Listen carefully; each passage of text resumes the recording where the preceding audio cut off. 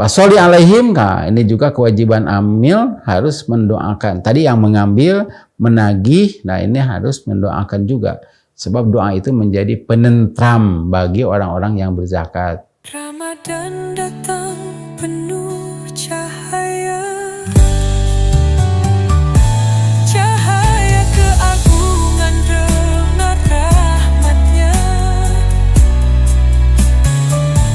Doa lirih terdengar di bibir, mohon ampunnya atas segala dosa. Ramadan kita Ramadan ampunan,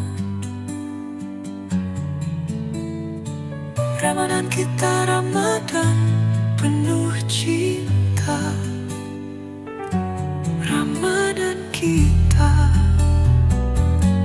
Ramadan kasih sayangnya. Innal hamdalillah nahmaduhu wa nasta'inuhu wa nastaghfiruh wa na'udzu billahi min syururi anfusina wa sayyiati a'malina. May yahdihillahu fala mudhillalah wa may yudlil fala hadiyalah. Wa asyhadu an la ilaha illallah wa anna Muhammadan abduhu wa rasuluh. Amma ba'd. Fa inna khairal haditsi kitabullah wa khairal hadi Muhammadin sallallahu alaihi wasallam wa syarrul umuri muhdatsatuha wa kullu bid'atin dhalalah. Para pemirsa yang saya hormati, masalah yang akan kita bahas pada kesempatan ini ada beberapa pertanyaan yang masuk ke para ustadz atau bahkan ustadz sendiri yang menjelaskan, yaitu terkait dengan zakat dari dana haji. Maksudnya, orang yang akan berhaji didatangi oleh salah seorang ustadz, itu dananya harus dizakati. Nah, kemudian timbul pertanyaan, apakah memang ada ketentuannya bahwa dana haji itu harus dizakati? Dan ketentuannya berapa yang harus dibayarkan? Sebenarnya begini. Zakat itu sudah ditentukan segala sesuatunya. Itu ibadah mahdhah yang ditentukan segala sesuatunya. Mulai dari jenis harta yang harus dikeluarkan zakatnya. Kemudian kalau zakat itu berupa zakat hewan, bahimah atau al-an'am, maka tidak setiap binatang ternak itu harus dizakati. Yang dizakati itu adalah unta, sapi, kambing, dan sejenisnya. Sejenis kambing maksudnya. Kemudian perhiasan yang wajib dizakati itu hanya emas dan perak. Kemudian ada juga zakat harta simpanan. Dan ada zakat pertanian. Ini ditentukan jenisnya, jenis hartanya. Yang kedua, ditentukan nisabnya. Beda zakat unta dan zakat kambing. Unta itu setelah 5 unta, kemudian 1 tahun, hala alaihil haul, nah itu zakatnya kambing. Kalau kambing itu harus mencapai 40 sampai 120, baru zakatnya 1 per tahun. Sapi lain lagi itu 30. Kemudian ditentukan juga zakatnya, bagiannya. Misalnya zakat pertanian itu 10% zakat pertanian. Jika pertanian itu memerlukan biaya yang lain, itu bisa turun sampai 5% yang harus dikeluarkan zakatnya. Atau mungkin juga sampai 2,5%. Zakat dagang 2,5%. Jadi semuanya ada ketentuannya. Kemudian yang ketiga, ditentukan waktunya. Misalnya apabila zakat itu harta yang mengendap itu sudah 1 tahun dan 1 tahunnya itu tahun Hijriah, keluarkan zakatnya 2,5%. Selanjutnya ada lagi zakat yang berkaitan dengan jiwa yang disebut dengan zakatul fitri. kita menyebutnya zakat fitrah. Kalau dalam bahasa hadis itu shadaqatul fitri. Itu juga ditentukan. Ditentukan bilangannya, ditentukan orang yang menerimanya, sehingga terkena dengan mustahik. Mustahik itu ada 8 asnaf. Nah, terkait dana haji, itu tidak ada zakatnya. Jadi kalau kita mau ibadah haji, punya harta, sudah bayar BPIH, biaya perjalanan ibadah haji, nah tidak perlu dizakati. Hanya barangkali Ustadz ini menjelaskan ada harta yang harus dizakati. Harta yang digunakan untuk dana haji itu harus bersih. Sebab dalam harta kita itu ada hak orang lain. Harus bersih. Kan zakat itu fungsinya untuk membersihkan. Khudh min amwalihim shadaqatan tutahhiruhum wa tuzakkihim biha. Ambillah, ini perintahnya kepada amil zakat, ambillah dari harta mereka shadaqatan. Shadaqah di sana artinya zakat. Sebab shadaqah dalam arti umum itu bisa diartikan demikian jika tidak ada qarinah. Qarinah itu ada kata yang menetapkan. Di sini ada tuzakihim, tutahhiruhum wa tuzakihim, jadi membersihkan harta mereka juga membersihkan jiwa mereka. Nah, itu fungsi zakat begitu. Washolli alaihim, nah ini juga kewajiban amil harus mendoakan. Tadi yang mengambil, menagih, nah ini harus mendoakan juga. Sebab doa itu menjadi penentram bagi orang-orang yang berzakat. Doanya itu Allahumma sholli alaihim, atau ya Allah berilah salawat kepada orang-orang yang berzakat ini. Bahkan disebutkan namanya. Nah, itu ketentuan zakat sampai ada doanya, ada waktunya. Idul Fitri itu kan waktu untuk mengeluarkan shadaqatul fitri atau zakatul fitri. Karena itu, ini tidak ada ketentuannya dari Allah dan Rasulnya bahwa dari harta biaya haji itu harus dikeluarkan zakatnya. Sekali lagi, hanya barangkali ada harta yang tidak atau yang tidak bersih. Karena itu orang yang akan ibadah haji harus lihat dulu berapa dia menyimpan uang. Jika menyimpan uang itu dengan seharga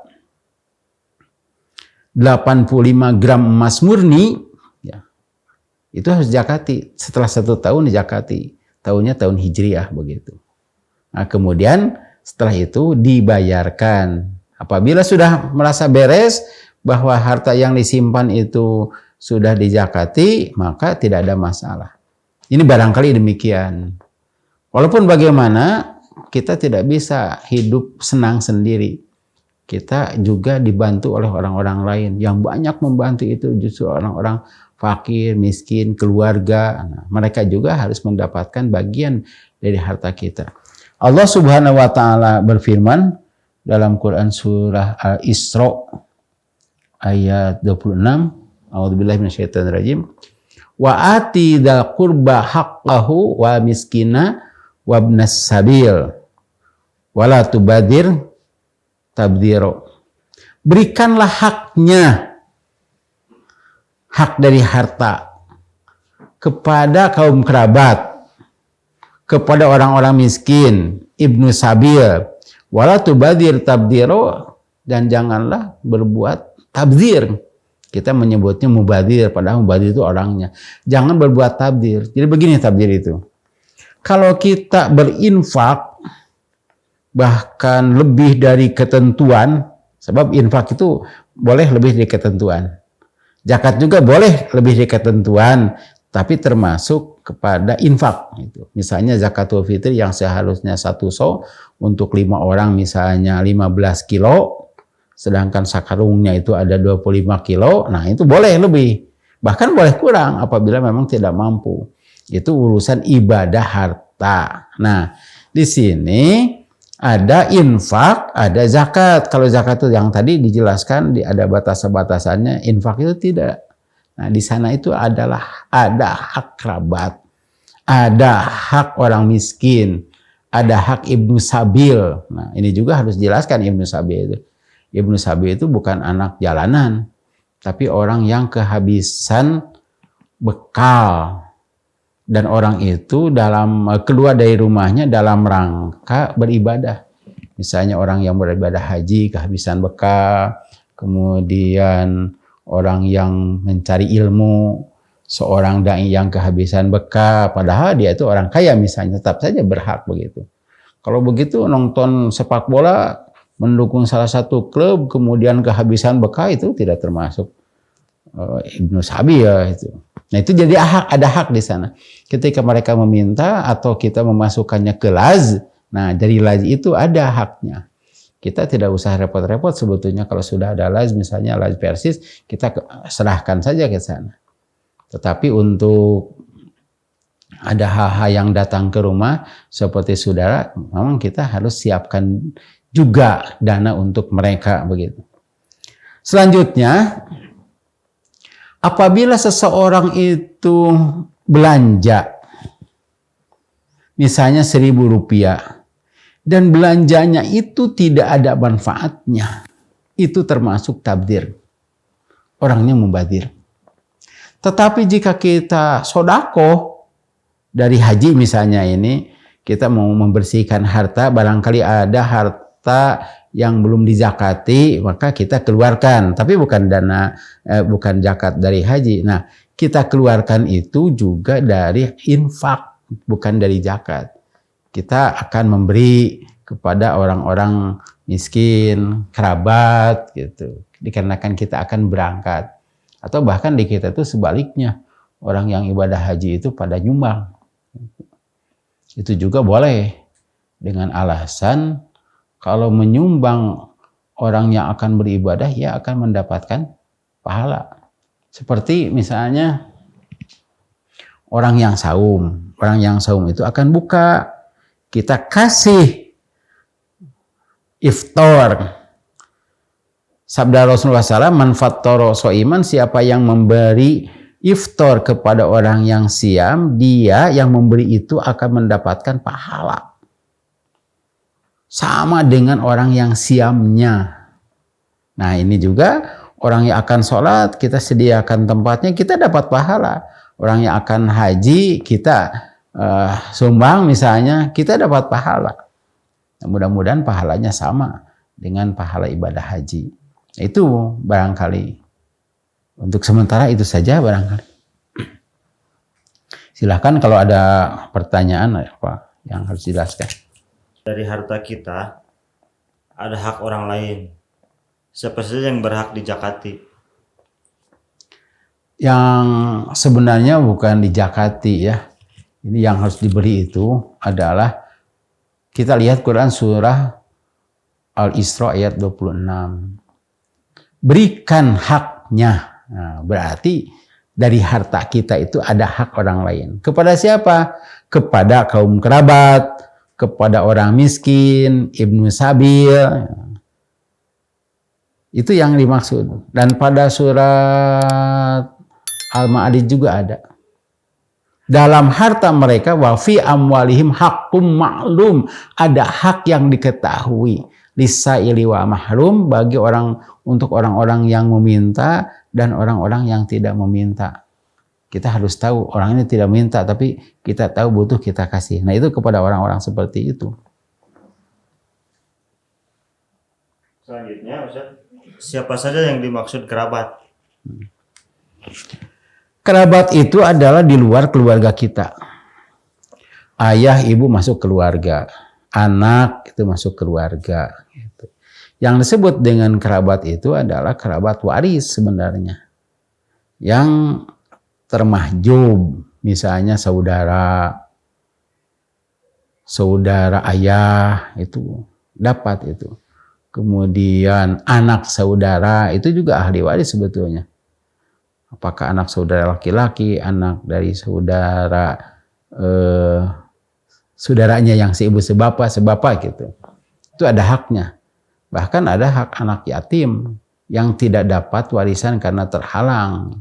itu masih dawil kurba. Jadi ada lingkarannya, lingkaran kecil sampai lingkaran besar. Ada kerabat dekat, ada kerabat jauh. Kalau yang namanya ibu, bapak, anak itu kan tanggung jawab kita. Itu barangkali tidak termasuk kerabat, bahkan itu termasuk arham yang harus disambungkan silaturahimnya kepada mereka. Paman ya, saudara ayah, dan anak-anaknya juga itu kaum kerabat.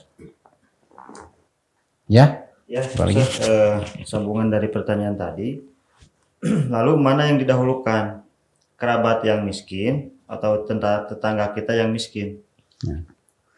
Jadi ada 2 bahkan 3 kriteria ya. Dalam Quran surah An-Nisa ayat 36 itu disebutkan tetangga. Ajari dil kurba wajari junubi. Itu ada kerabat yang tetangga. Jadi yang didahulukan itu adalah kerabat. Di sini juga sebutnya kerabat. Cuma tetangga bukan tanggung jawab kita. Tetapi tetangga juga punya hak ya. Bila kita misalnya punya makanan lebih daripada kita kirim kepada keluarga memerlukan ongkos sekian, ya kirim saja begitu. Tapi kan sekarang kalau mengirim uang tuh mudah ya. Tinggal gitu saja ya, tinggal transfer begitu. Maka yang harus dahulukanlah saudara, kerabat. Mengapa? Kalau kita menyantuni kerabat, itu masuk silaturahim. Ada nilai silaturahim. Dan banyak dalam Al-Quran itu tentang ulul kurba atau dawil kurba. Ulul kurba itu jamaknya ya. Jadi harus dahulukan untuk keluarga. Sebab nanti juga mungkin saja ada orang yang menilai kalau orang lain ditulungan, saudara sendiri tidak gitu, padahal membutuhkan sama-sama miskin. Tetapi yang lebih utama adalah keluarga kita, kerabat, ya tetangga, ya miskin. Nah, berarti nilainya ada 4 sebetulnya. Dia itu sebagai kerabat, sebagai tetangga, miskin, muslim lagi. Nah, ini harus betul-betul diperhatikan. Nah, dari hak kita itu. Jangan sampai seseorang itu pergi ibadah haji. Itu kan kalau ibadah haji itu pikiran kita, apalagi dengan membayar sendiri banyak uang ya. Sementara keluarganya tidak kebagian dari haknya begitu. Pertanyaan terakhir Ustaz, kembali lagi ke ibadah haji. Bagaimana hukumnya biaya haji hasil dari korupsi? Nah ini barangkali ini banyak sekali ini ya. Tapi kita tidak tahu karena kita kadang-kadang menilai orang itu gajinya kecil tapi hartanya banyak gitu. Itu ada TSTG ya, TCC gigir biasanya gitu. Tapi orang-orang langsung saja itu karena dia punya proyek, kemudian kita menyangka bahwa orang itu pergi haji, apalagi haji yang kemarin-kemarin itu haji Puroda itu kan sampai ratusan juta dia bayar. Sebetulnya itu hartanya tidak halal. Ibadah haji itu dari harta yang halal, harta yang bersih. Nah barangkali keterangan tadi itu bersihkan dulu hartanya. Tapi mereka menyatakan zakati dulu. Nah, jadi bersihkannya bukan begitu. Barangkali ada yang belum zakati, tapi bukan dari dana haji. Mau dipakai haji atau tidak. Tapi kalau dana korupsi itu tidak halal, tidak sah. Gitu. Sebab haji itu kaitannya dengan kemampuan. Kalau memang tidak punya, ya tidak wajib. Bahkan kalau memaksakan diri itu tidak boleh. Kalau ini punya, tapi hasil meminjam ya, hasil korupsi itu beda. Ya, kalau meminjam itu kan kita akan bayar, tapi kalau korupsi itu jelas ada hak orang lain. Bahkan jangankan untuk ibadah, jadi makan juga tidak boleh untuk dari hasil korupsi itu. Nah gitu barangkali. Kalau tidak ada lagi, itulah yang dapat saya sampaikan pada kesempatan ini. Jadi kesimpulannya tidak ada zakat dari dana haji. Yang ada itu adalah kita harus membersihkan dana haji. Barangkali ada harta yang digunakan untuk haji itu yang belum dizakati. Kemudian kita juga harus berbagi dengan yang lain. Jangan sampai kita kaya sendiri padahal kita mempunyai kerabat dan orang miskin atau tetangga yang miskin. Demikian yang dapat saya sampaikan, semoga ada manfaatnya. Aqulu qouli hadza wa astaghfirullahi wa lakum. Assalamualaikum warahmatullahi wabarakatuh. Saatnya kita buktikan atas kejujuran dalam perintahnya. Saatnya waktu terbaik untuk mendekatkan diri pada Ilahi. Roh Ramadan tentang penuh cahaya, cahaya keagungan dengan rahmatnya. Doa lirih terdengar di bibir, mohon ampunnya atas segala dosa. Kita semangat